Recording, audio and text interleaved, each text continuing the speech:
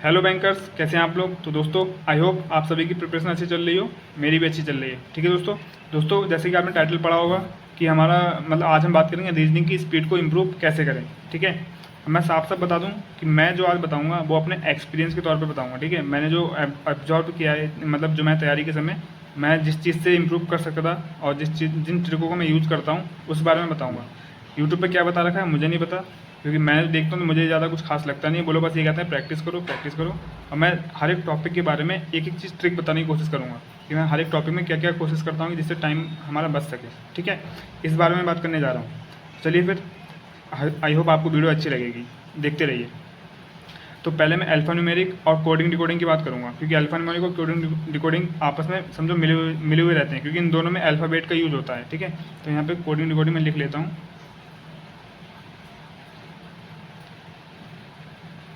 Coding decoding, alpha numeric series और coding decoding दोनों की बात करेंगे। पहले इन दोनों टॉपिक की बात करेंगे। ठीक है, अब देखो अल्फा न्यूमेरिक और कोडिंग डिकोडिंग के लिए सबसे पहले भाई अल्फ़ाबेट की हमें नॉलेज होनी चाहिए। ये सब मैं थोड़ा बेसिक बता दे रहा हूँ क्योंकि कुछ बिगनर्स भी हैं जो वीडियो देखते हैं। ठीक है, तो अल्फ़ाबेट नॉलेज होनी चाहिए। अल्फ़ाबेट में भाई वॉवेल्स होते हैं और कॉन्सोनेंट होते हैं। 21 ये होते हैं, 5 ये होते हैं। ठीक है, तो 5 जो, अच्छा दिख नहीं रहा है, दिख रहा होगा। मैं एक मिनट, अब ठीक हो गए हैं, अब फोकस होगा नहीं, मैं लॉक कर दिया है। ठीक है, तो वॉवेल्स में 5 होते हैं, AEIOU। ठीक है, तो इनकी पहली बात तो वैल्यू भी आपको एकदम रटी हुई होनी चाहिए। ठीक है, पहली बात तो सबकी रटी हुई होनी चाहिए, इनकी भी रटी होनी चाहिए। AEIOU ये 5 होते हैं, इनके अलग से रट लो। 1 5 9 15 21, 1 5 9 15 21 ऐसे रट लो। ठीक है, रटना ही पड़ेगा, इसका कोई दूसरा ऑप्शन ही नहीं है हमारे पास। ठीक है, और अपोजिट लेटर हमें एकदम रटे हुए होने चाहिए।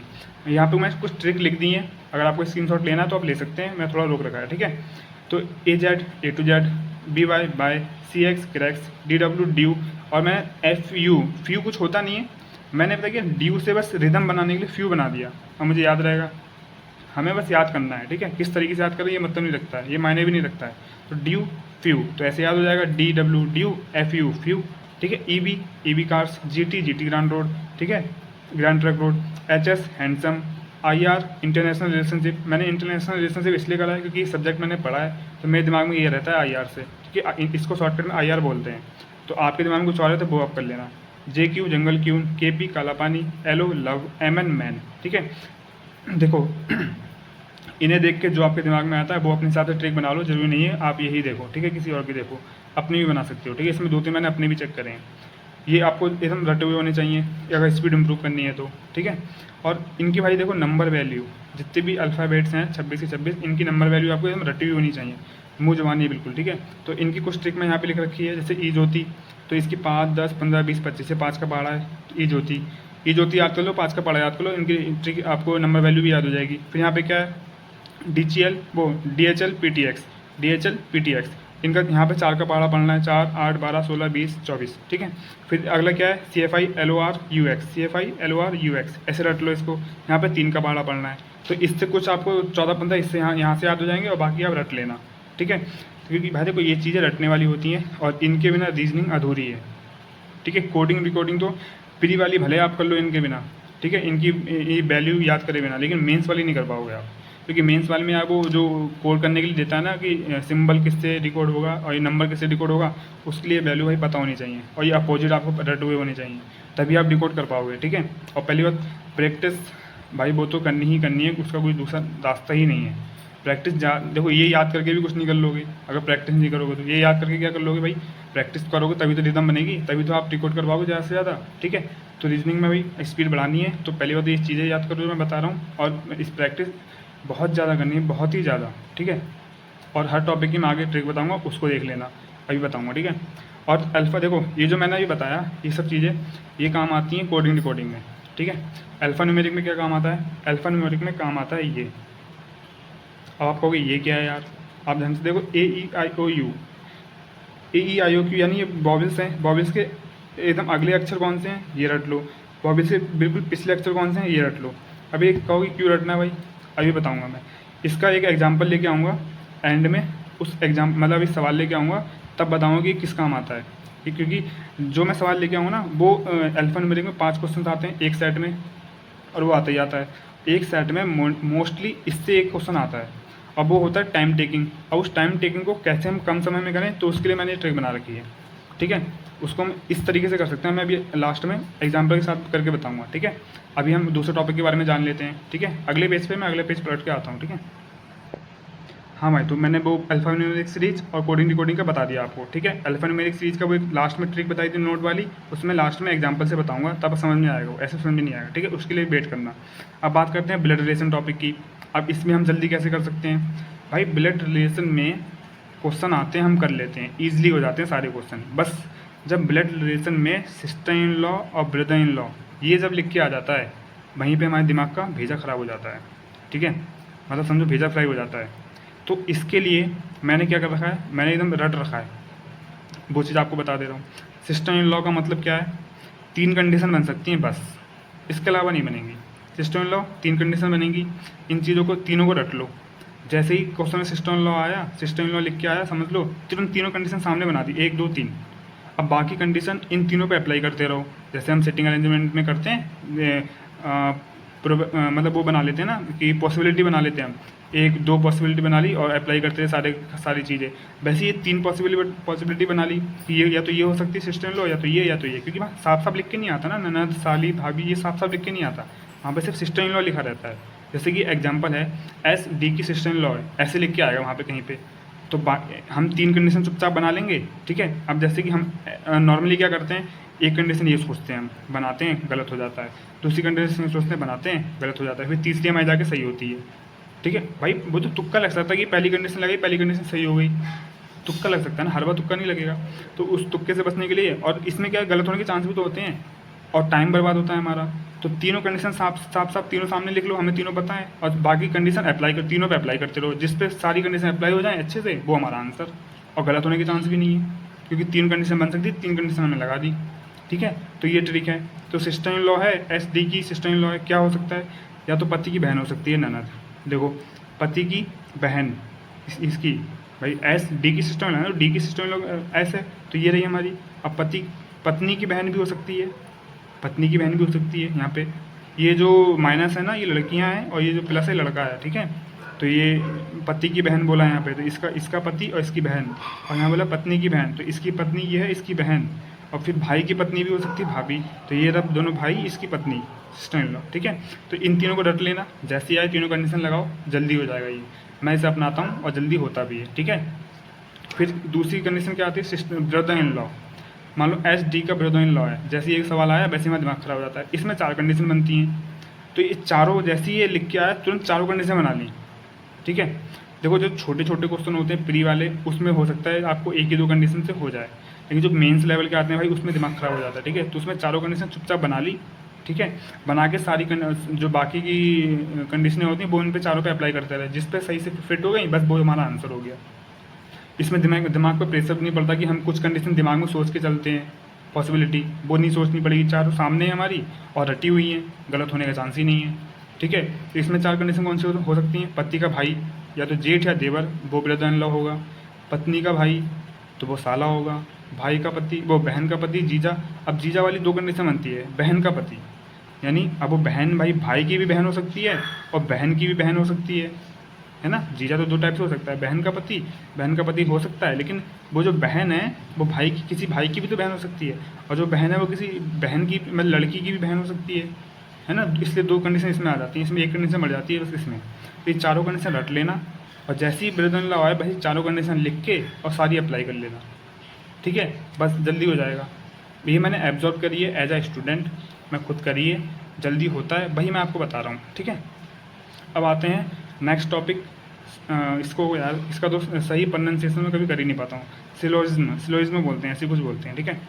आप लोग समझ लेना, इतनी अच्छी इंग्लिश है नहीं मेरी, ठीक है। अब इसमें भाई देखो, इसके जो आइदर और वाले जो क्वेश्चन होते हैं ना, इसमें हमें बहुत दिक्कत आती है, और इसी में गलत होते हैं, और इसी में टाइम लगता है, इसी में गलत ज़्यादातर होते हैं, ठीक है। तो इसमें मैं ट्रिक क्या बना रखी है, मतलब मैंने क्या, ये तो रूल ही है, तो बस इसको मैंने ये बताना चाह रहा हूँ कि इस रूल को मैं रटना है, और अप्लाई कैसे करना है वो मैं बहुत चीज़ बता दूँगा, ईजिली कैसे सॉल्व करना है। जैसे ये एक आइदर और का क्वेश्चन है, ठीक है। अब जो इसके आइदर और को छोड़ के जो क्वेश्चन आते हैं वो तो ईजी होते हैं, उसमें गलत होने के चांस कम होते हैं भाई। मैंने खुद कर रहे हैं तो मैं बता रहा हूँ, अगर अच्छे से आप सीरियस स्टूडेंट हो, पढ़ते हो, तो उसमें गलती के चांस नहीं होते हैं, गलती के चांस होते हैं आइदर और वाले में। इसमें हम कंडीशन होती है, देखो कंडीशन होती है काफ़ी, ठीक है। अब मेरे पास एक क्वेश्चन आया सामने, पहले तो मैं आइदर और की कंडीशन रट लूँगा बिल्कुल। कंडीशन क्या होती है आइदर और की, दोनों निष्कर्ष के वेरिएबल समान होने चाहिए, ये चीज़ रट लो। दोनों निष्कर्ष डाउटफुल, निष्कर्ष की बात कर रहा है, कथन की बात नहीं कर रहा, निष्कर्ष की बात कर रहा है। दोनों निष्कर्ष के वेरिएबल समान होने चाहिए, ये रटो। दोनों निष्कर्ष डाउटफुल होने चाहिए, मतलब डाउटफुल गलत होने चाहिए, ये भी रटो। और तीसरी कंडीशन इसमें क्या होती है, तीसरी कंडीशन में दो पार्ट होते हैं, ए और बी। तीसरी ए में क्या होता है, ए में भी दो पार्ट होते हैं। देखो पहले तो निष्कर्ष में कुछ कोई नहीं, अगर ये दिख जाए तो पहले ए का कंडीशन लगेगी, अगर सभी और कुछ नहीं दिख जाए तो बी की कंडीशन लगेगी। अब वेरिएबल देखो, जब अगर ऊपर नीचे समान हो तो ये वाला आइदर और होगा, अगर वेरिएबल क्रॉस में हो ए और बी ऐसे क्रॉस में हो तो आइदर और होगा, और अगर कुछ और कोई नहीं वाली में तो दोनों में आइदर और होगा, चाहे वेरिएबल समान हो, वो क्रॉस में हो या समान हो, ठीक है। और बी वाली कंडीशन में सभी और कुछ नहीं वाली कंडीशन में वेरिएबल जब ऊपर नीचे हैं तब तो आइदर और होगा, और जब वेरिएबल क्रॉस में है तब नाइदर और, नाइदर नॉर, ना तो एक ना तो दो। बस ये चीज़ रट के रखनी है आपको, एकदम दिमाग में समझो घोल के पी लेना है इस चीज़ को।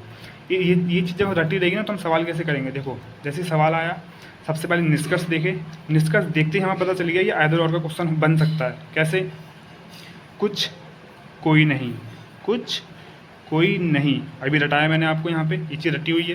तो ये चीज़ देखते ही समझ गया कि आइदर और का क्वेश्चन बन सकता है, बनेगा नहीं, बन सकता है। एक कंडीशन हमने सॉल्व कर ली, मतलब फाइंड कर ली। दूसरी कंडीशन, दोनों निष्कर्ष के वेरिएबल समान होने चाहिए, ये चेक करो। फूल फूल, पौधे पौधे, ये भी कंडीशन हमारी मैच कर गई। अब चांस बढ़ गया आइदर और होने के, ठीक है। अब ए वाले में कौन सी कंडीशन लग रही है, फूल फूल ए पौधे पौधे, यानी ए बी, ये वाली कंडीशन लग रही है ना। और अगर इधर भी हो सकता था फूल फूल पौधे पौधे, तब भी आइदर और उस कंडीशन में भी होता, ठीक है। लेकिन अगर यहाँ पे सभी कुछ नहीं वाला, जैसे यहाँ पे सभी और कुछ नहीं वाला होता तो, और इस क्रॉस में होता तो वो नाइदर नॉर हो जाता, ठीक है। देखती ही उसे नाइदर नॉर कर देना, मैं वो एग्जांपल लेके नहीं आया हूँ, समझ जाना आप, ठीक है। तो हमारी दो कंडीशन तो हो गई, इस सवाल को देखते ही दो कंडीशन हमारी फाइंड हो गई। कौन सी, कुछ कोई नहीं, वो देख के हमें पता चल गया आइदर और बन सकता है। फिर दूसरी कंडीशन हमने इसकी फॉलो करने की कोशिश करी, दोनों निष्कर्ष के वेरिएबल समान होने चाहिए, भाई समान है बिल्कुल, दो कंडीशन मैच कर गई आइदर और की। अब तीसरी कंडीशन, दोनों निष्कर्ष डाउटफुल गलत होने चाहिए, वो इससे पता चलेगा, कथन से। तो बस हमें अब आइदर और में क्या जल्दी क्वेश्चन कैसे हुआ, दो चीज़ें मैं देख के समझ गए। प्रैक्टिस जब करोगे ना तो देख के समझ जाओगे, अभी तो मैं समझा रहा हूं तो आपको लग रहा है कि इतना दिमाग लगाना पड़ेगा। जब ये चीज़ रटी हुई होगी ना तो इस चीज़ को 1 सेकंड में आप फाइंड कर लोगे, 1 सेकंड में, ठीक है। बस टाइम लगेगा इस वाली में, जो भी 3-4 सेकंड लगेगा। इसको आप सॉल्व करते हैं। ये कह रहा है, फिर नीचे करते हैं, सभी पौधे पेड़ हैं, तो इसे मैं आराम से समझाता हूँ। सभी पौधे, ये सभी पौधे पेड़ हैं, ठीक है। अब कोई पेड़ फल नहीं है, कोई भी पेड़ फल नहीं है, कोई भी पेड़ फल नहीं है, क्रॉस का चिन्ह। अब कुछ फल फूल हैं, कुछ फल, ये कुछ, ये वाला कुछ वाला पार्ट फूल हैं, ठीक है। ये हमारा बन गया डायग्राम। अब ये वाला निष्कर्ष, मतलब ये वाला पॉइंट, दोनों निष्कर्ष डाउटफुल गलत होने चाहिए, इससे पता चलेगा। तो चेक कर लेते हैं भाई, कुछ फल पौधे हैं, कह रहा है कुछ फल पौधे हैं, भाई दोनों में रिलेशन दिया ही नहीं है तो हम कैसे कह दें। ये तो हमसे डेफिनेटली पूछ रहा है, कुछ फल पौधे हैं, वो कुछ फूल पौधे हैं, सॉरी मैं फल पढ़ लिया, हाँ। ये हमसे साफ साफ कह रहा है कुछ फूल पौधे हैं, ऐसे पूछ रहा है, कुछ फूल पौधे हैं, सच बताओ मैं। तो हमने कहा भाई जब फूल और पौधे का रिलेशन ही कंफर्म नहीं है तो हम कैसे कह दें, यानी ये डाउटफुल गलत है। गलत तो है लेकिन डाउटफुल है, संभावना में हो सकता था, लेकिन हमें जब रिलेशन नहीं दिया होता तो संभावना बन सकती है। तो यहाँ पर तो हमें डायरेक्ट पूछ रहा है, बताओ है या ना, हाँ या ना में जवाब दो। हमने कहा नहीं, लेकिन डाउटफुल है। तो एक कंडीशन, लेकिन इसने कहा दोनों निष्कर्ष डाउटफुल होने चाहिए, एक तो डाउटफुल हो गया, कोई फूल पौधा नहीं है, कोई फूल पौधा नहीं है। अब भाई जब रिलेशन ही कंफर्म नहीं है तो हम कैसे कह दें कि पौधा है या नहीं है, डाउटफुल है ये भी, तो यानी दूसरा निष्कर्ष भी डाउटफुल है। अभी तीनों कंडीशन मैच कर गई तो सीधा ये आंसर हो जाएगा आइदर और, अरे यार आइदर और, ठीक है। तो यहाँ पे आई होगा यार, मेरी इंग्लिश देखो यार, स्पेलिंग थोड़ी बहुत गलत हो सकती है, उसे माइंड मत करना, ठीक है, क्योंकि मैं इंग्लिश में इतना अच्छा नहीं हूँ, साफ सीधी बात बता रहा हूँ मैं। तो ये समझ में आया पूरा, ये चीज़ जब रटी होगी ना तो इसे आप सेकंडों में सॉल्व कर लोगे आइदर और वाले को। इसी में दिक्कत होती है, इसी में गलती होती है बस। तो इस वाले टॉपिक से ये मैंने ट्रिक खोजी थी, ब्लड रिलेशन है, ये मैंने सॉल्व, इससे जल्दी सॉल्व कर सकते हैं हम। ये हो गया, ये बता दिया। भाई ये जो चीज़ें बताई है ना, ये शायद ही यूट्यूब पर कोई बताएगा या बताई होगी।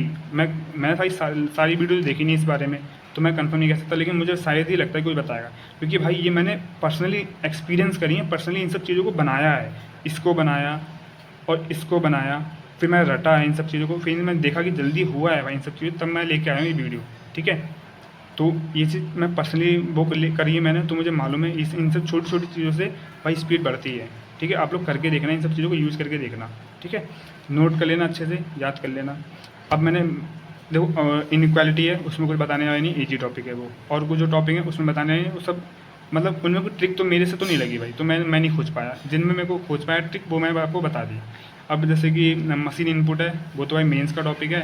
मशीन इनपुट तो समझो नंबर सीरीज की तरह है, क्वांटिटी, उसमें पैटर्न अलग अलग होते हैं, उसमें क्वेश्चन करते रहो, पैटर्न नोट करते रहो, क्वेश्चन करते रहो, पैटर्न नोट करते रहो और रिवीजन करते रहो। उसका एक ही यही चाह रहा है। ठीक है, डाटा सफिशिएंसी है, उसकी भी भाई प्रैक्टिस करते रहो, उसमें भी एक यही चाह रहा है। ठीक है, अब बात आती है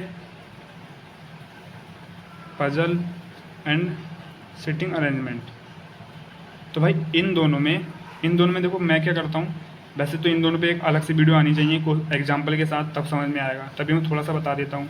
ठीक है, पजल और सिटिंग अरेंजमेंट में हम क्या करते हैं भाई, जो इस सिटिंग अरेंजमेंट पजल में करना क्या है, हमें वो चीज़ उठानी है जो एकदम निश्चित हो, जिसमें कोई बदलाव नहीं होगा कंडीशन में। जैसे कि ए केंद्र की ओर देख रहा है और बी ए के लेफ्ट साइड में दूसरे स्थान पर बैठा है बी, ये हमें कंडीशन दे रखी है। तो हम जैसे कि 8 लोग हैं, 1 2 3 4 5 6 7 8, तो इसने बोला ए केंद्र की ओर देख रहा है, ए इसको मान लो केंद्र की ओर देख रहा है, अब बी इसके सेकंड लेफ्ट में बैठा है, तो 1 2 बी ए बैठ गया। तो ये कंडीशन एकदम निश्चित थी ना, तो ऐसी कंडीशन शुरू करना चाहिए हमें। अब हम कोई ऐसी कंडीशन शुरू कर लें जो निश्चित ही नहीं है, जिसका खुद ही नहीं पता कन्फर्म है या नहीं है, तो वो तब हमारा गलत होना शुरू हो जाता है। ठीक है, तो मैं इसमें ऐसे ही यूज़ करता हूँ पजल में और सिटिंग अरेंजमेंट में। ऐसी कंडीशन को उठाओ जो कंफर्म हो और जिससे हमारा ये बनना शुरू हो जाए। ठीक है, तो ये प्रैक्टिस से आता है। अब इन दोनों के बारे में लाइव सॉल्व करूँगा, तब बता पाऊँगा कि स्पीड और अच्छी कैसे कर सकते हैं। उसके लिए मैं अलग से वीडियो लेके आऊँगा, अभी नहीं, क्योंकि अभी मैं इन पर खुद काम कर रहा हूँ। ठीक है, इन्हें मैं खुद और अच्छा करना चाह रहा हूँ कि और अच्छी हो जाए, तब मैं आपको और अच्छे से समझा पाऊँ। ठीक है, क्योंकि भाई मैं भी खुद स्टूडेंट हूँ, काम कर रहा हूँ, तो मैं खुद इन्हें मजबूत करने की कोशिश कर रहा हूँ। मैं सोच रहा हूँ कि और बेहतर हो जाए, तब आपको समझाए तो और मज़ा आएगा। ठीक है, तो अभी मैं इन पे काम कर रहा हूँ, जब मेरा काम हो जाएगा तब मैं ये सीरीज़ लेके आऊँगा पजल और सिटिंग अरेंजमेंट की। ठीक है, तो ये मैंने रीजनिंग के बारे में बताया भाई आपको। आई होप आपको अच्छा लगा हो, चीज़ें पसंद आई हो। पसंद आई तो वीडियो लाइक ज़रूर कर देना। ठीक है, अच्छा एक चीज़ तो भूल गया, वो जो क्या नाम है, अल्फ़ान्यूमेरिक सीरीज वाला वो नोट है ना लास्ट में, उसके बारे में क्वेश्चन लेके आ रहा हूँ, रुको उसको समझा दे रहा हूँ मैं। ठीक है, ये जो नोट है उससे समझा, उससे एक क्वेश्चन बनता है, बहुत ज़रूरी है वो, रुको लेके आता हूँ उसका क्वेश्चन। देखो दोस्तों, मैं ये क्वेश्चन ले आया हूँ। अब जब मतलब ये एक क्वेश्चन लिया है मैंने जो इससे सॉल्व होगा, जो अल्फ़ान्यूमेरिक सीरीज है, पाँच क्वेश्चन आते हैं, एक सेट 5 क्वेश्चन का, एक क्वेश्चन ये आता है। क्या आता है देखो, इसने बोला यदि सभी व्यंजनों को अगले वर्ण में बदल दिया जाए और सभी स्वरों को, मतलब जो वॉवेल्स हैं उन्हें पिछले वर्ण में बदल दिया जाए, यानी अल्फ़ाबेट में, तो उपरोक्त व्यवस्था में कितने स्वर बचेंगे। यानी तो अब जो नॉर्मल है, जिससे ये चीज़ नहीं पता है, वो क्या करेगा, के को आगे में बदलेगा, बी को आगे बदलेगा, एस को आगे बदलेगा, डी को आगे बदलेगा, आर वाई आई क्या है वॉवेल से, आई को पीछे बदलेगा, तो वो इसी में उलझा रह जाएगा। और इतनी लंबी सीरीज़ क्यों दी है, ये जानबूझ के दी है। वो तो ये छोटी सी भी दे सकता था, फटाफट बदल दिया, जानबूझ के इतनी लंबी दी ताकि हम टाइम बर्बाद करें और इसमें 3-4 मिनट बर्बाद कर लें, और 4 मिनट में हम अपने 8 क्वेश्चन कर सकते हैं, इसमें हम बर्बाद करेंगे। और बच्चे से या तो छोड़ देते हैं, जिन्हें ये पता नहीं होता वो छोड़ देते हैं। तो इसे छोड़ेंगे क्यों भाई, हम एक नंबर मान ले, बहुत ज़रूरी है।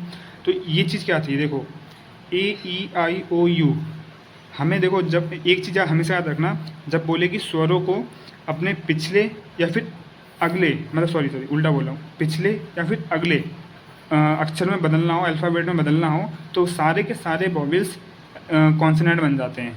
तो यानी यहाँ पे क्या पूछा है, कितने स्वर बचेंगे, तो वॉवेल्स को तो भूल जाओ, क्योंकि वो वॉवेल्स को चाहे पीछे बदलो चाहे आगे बदलो, वो तो भाई कॉन्सोनेंट बन जाएंगे, तो उन्हें तो हमें जोड़ना नहीं है। तो बी को अगर हम पीछे बदलेंगे, तो मतलब ये कॉन्सोनेंट हैं, हम जब पीछे बदलेंगे तो वो कॉन्सोनेंट वॉवेल्स बन जाएंगे। लेकिन इसने बोला है व्यंजनों को अगले बदलना है, जब पूछे व्यंजनों को अगले बदलना है तो ZDHNT याद कर लो। जब बोले व्यंजनों को पीछे बदलना है यानी पीछे वाले अक्षरों में बदलना है तो BFJPV याद कर लो। ठीक है, जब पीछे बदलने की बात करता और पूछता कि स्वर कितने बचेंगे तो हम BFJPV को देखते और ये जितने B होंगे, जितने F, जितने H, मतलब J, जितने P, जितने B, उनको गिन लेंगे, उतने ही स्वर होंगे हमारे पास, क्योंकि पीछे बदलने के बाद यही तो आएंगे हमारे पास। और लेकिन हमसे पूछा व्यंजनों को आगे बदलो, यानी इनको बदलेंगे तो स्वर आएंगे। तो जितने Z होंगे, D होंगे, H and T, जितने ये होंगे उतने जोड़ के बता देंगे भाई कितने हुए। तो ये थी ट्रिक, इससे एक क्वेश्चन याद होता है। इस पूरे को याद करने से एक क्वेश्चन जल्दी सॉल्व हो जाता है हमारा। ठीक है, तो क्या करेंगे ZDHNT, ZDHNT, ZDHNT, इसे रट लेना बिल्कुल। ठीक है, ZD वर्णों को आगे बदलने की बात कर रहा है, यानी ZDHNT को हम गिन लेंगे कितने कितने हैं उतने, क्योंकि इसके आगे का वर्ड बॉबिल्स है, बॉबिल्स है, बॉबिल्स है, बॉबिल्स है, बॉबिल्स है, तो इन्हीं को गिन लो, बस बॉबिल्स मिल जाएंगे हमारे पास।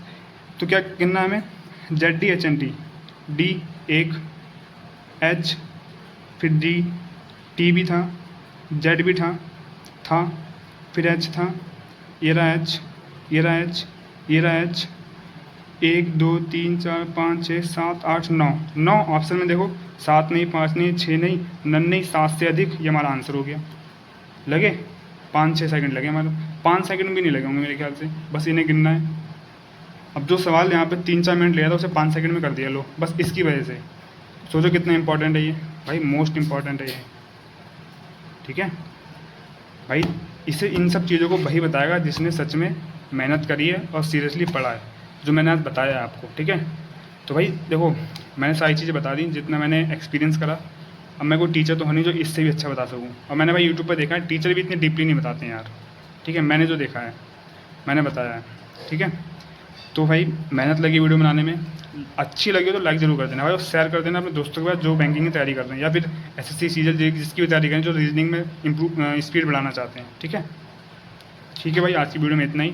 आई होप आप सबको अच्छी लगी हो, कुछ सीखने को मिला हो। अगर भाई सीखने को मिला हो तो दिल से कह रहा हूँ भाई, एक लाइक ज़रूर करना और कमेंट करके बताना कि आपने इसमें से क्या क्या पता था और क्या आपने नया सीखा, इतना जरूर बताना मुझे यार, मुझे लगेगा कि हाँ मैंने कुछ नया बताया। ठीक है, चलिए फिर मिलते हैं किसी नेक्स्ट वीडियो में। Thank you so much.